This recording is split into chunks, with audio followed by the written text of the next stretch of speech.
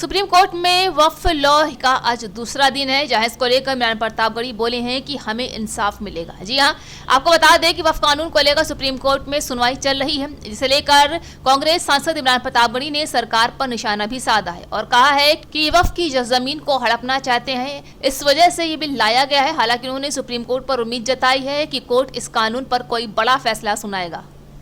और दूसरा कोई करे जो आपसे सहमत नहीं है तो आप उसको बताओगे कि नहीं ये तो भड़का रहे हैं। भड़काने का मतलब क्या होता है? हम शांतिपूर्ण तरीके से बात ना करें तो फिर पार्लियामेंट में डिबेट मत कराइए, वरना विपक्ष का जो सांसद वहां पे दलील रखेगा, आप कहेंगे कि देश को भड़का रहा है। तो बंद कर दीजिए लोकतंत्र का पूरा सारा ये जो पूरा बना हुआ है संस्थानिक पूरा मामला, इसको आप खत्म कर देना चाहते हैं। देखिए, नेशनल हेराल्ड से जो है आजादी के पहले अंग्रेज जो है वो डरा करते थे, उस पर बैन लगाया था। और अब आजादी के बाद अब 2025 में जो नए अंग्रेज हैं, ये जो है नेशनल हेराल्ड और उससे जुड़ी संस्थाओं के खिलाफ हैं। इस मामले में पूरी तरह से वेंडेटा पॉलिटिक्स हो रही है, प्रताड़ना की पॉलिटिक्स हो रही है। आप विपक्ष की आवाज को कुचलने के लिए, मतलब मैं तो सीधे सीधे कहता हूं कि आप क्रोनोलॉजी समझिए। उधर गुजरात में अधिवेशन होता है, सफलतम अधिवेशन। राहुल गांधी जी देश की आवाज बन करके संविधान की किताब लेकर के वहां क्लियर अपना स्टैंड देश के सामने रखते हैं और कहते हैं कि हम आने वाले दिनों में गुजरात जीतेंगे।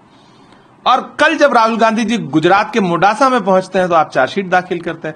राहुल गांधी जी बिहार को लेकर के विपक्ष के नेताओं के साथ मीटिंग करते हैं, चुनावी रणनीति बनाते हैं, आप चार्जशीट खोल देते हैं। असम में आप अपनी संभावित हार देख करके अपने सहयोगी संस्थान ईडी को उतार देते हैं कि विपक्ष को कुचल दो। इस देश में पिछले 10 साल में ईडी ने जितने केस रजिस्टर्ड किए हैं उसमें सफलता का प्रतिशत सिर्फ 1% है। 99% केसेज में न तो या आप आज तक चार्जशीट नहीं फाइल कर पाए हैं या किसी को सजा नहीं दिलवा पाए। तो अगर भाजपा ये कह दे कि हां इसके खिलाफ ईडी की रेड पड़ गई तो ये भ्रष्टाचारी हो गया, तो जब सफलता का प्रतिशत 1 है तो वो भाजपा के प्रवक्ताओं से के कह देने भर से भ्रष्टाचारी हो जाएगा। गांधी परिवार को आप भ्रष्टाचारी बोलेंगे, जिसने इस देश के लिए अपना खून कुर्बान कर दिया, अपनी जान कुर्बान कर दी, अपनी निजी संपत्तियां कुर्बान कर दी। रविशंकर प्रसाद जी हो, सुधांशु जी हो, संबित जी हो, इनसे कहिए एक बार इलाहाबाद जाएं, आनंद भवन को देखें, वहां रखी हुई क्रॉकरी देखें, वहां रखी हुई कुर्सी मेजें देखें, नेहरू जी का कपड़ा जो वहां रखा हुआ है उसको देखें। तब इनको समझ में आएगा कि देश जब आजाद नहीं हुआ था तब पंडित नेहरू किस तरह के घर में रहते थे, पंडित मोतीलाल नेहरू का स्तर क्या था जीवन यापन का। और जब देश आजाद हुआ, पंडित नेहरू ने वही आनंद भवन इस देश को दान कर दिया। जाएं स्वराज भवन देखें, जाएं कमला नेहरू हॉस्पिटल देखें, तब इनको समझ में आएगा चैरिटी किसको बोलते हैं। तब इनको समझ में आएगा कि गांधी परिवार ने इस देश को अपनी निजी संपत्तियां किस स्तर पर जाके दान की। आज आप उनको कहते हो कि उन्होंने भ्रष्टाचार किया है।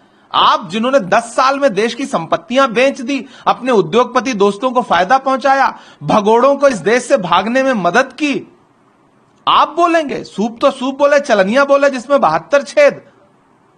बहुत शर्मनाक है। भाजपा के लोगों को एक बार पलट के अपने गिरेबान में झांकना चाहिए। यह शुद्ध रूप से प्रताड़ना की राजनीति है। आप कांग्रेस को और कांग्रेस के साथ साथ पूरे विपक्ष को डराना चाहते हैं, आप डरा नहीं पाए।